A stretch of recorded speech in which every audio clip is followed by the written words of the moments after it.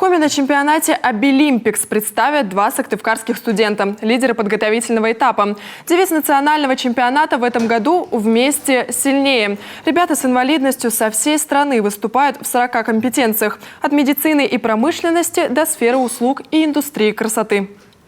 Несколько лет уже чемпионат «Обилимпикс» проводился из-за ковидных мероприятий в дистанционном формате.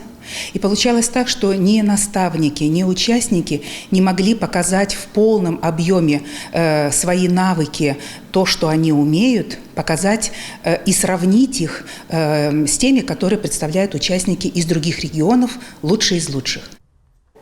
Андрей Мамонтов, студент политехнического техникума, выступит в категории «Сборка-разборка электронного оборудования». А студентка колледжа сервиса и связи Диана Руснак в компетенции «Прикладная эстетика». Еще один студент политеха Виктор Трофимов выступал в компетенции «Робототехника». Она считается дополнительной, потому он автоматически заработал для Коми серебряную медаль. В первое испытание было, конечно, волнение. Было первый раз и вот участвовала. Но потом потихоньку я привыкла, и мне все получалось. Вот. Сейчас я готовлюсь и поеду в Москву, постараюсь его победить. И это вот.